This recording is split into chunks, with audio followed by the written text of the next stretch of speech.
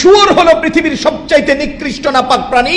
আমার আল্লাহ বলেন ইন্নামাল মুশরিকুনা নাজিস, নিশ্চয় মুশরিকরা নাপাক। খোদার কসম, যারা শিরিক করে, শিরিকের সাথে সংহতি জ্ঞাপন করে, তারা শুয়োরের চেয়েও নিকৃষ্ট জানোয়ার। কে বলেছেন? আল্লাহ বলেছেন আপনার প্রতি ঘৃণা প্রদর্শন আমার জিম্মাদারি।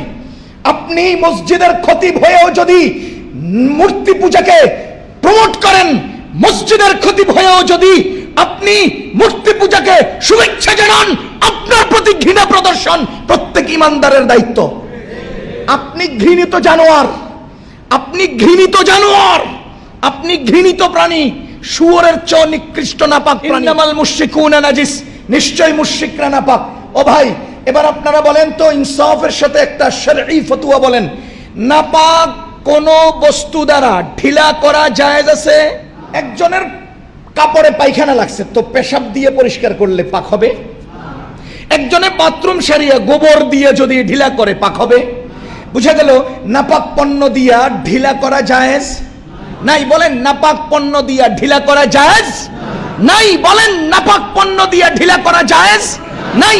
এবার বলেন মুশরিকরা কি? সবাই জোরে বলেন মুশরিকরা কি? তো নাপাক পণ্য দিয়ে কি করা যায় না? ঢিলা করা যায় না। ও মিয়া, আপনি সেই নাপাকরে শুভেচ্ছা জানাইতে গেছেন যে নাপাক দিয়ে আপনার জন্য ঢিলা করাও জায়েজ ছিল না। যে নাপাক দিয়ে আপনার জন্য ঢিলা করা জায়েজ ছিল না, আপনি সেই নাপাককে প্রমোট দিতে গেছেন, সেই নাপাককে শুভেচ্ছা জানাইতে গেছেন। সেই নাপাক অপকর্ম শিরকে আকবার, আল্লাহর সাথে সরাসরি যারা শিরিক করে তাদের সামনে গিয়ে আপনি এইভাবে হাত জানুক হয়ে তাদেরকে সংহতি এবং শুভেচ্ছা জানাচ্ছেন। ঘটনাটা কি? খোদার কসম, কোরআন হাতে নিয়ে বলছি, যারাই মূর্তি পূজাকে শুভেচ্ছা জানিয়েছেন আপনি বেঈমান। আজকে সূর্য অস্ত যাওয়ার আগে আপনাকে ঈমান আনতে হবে।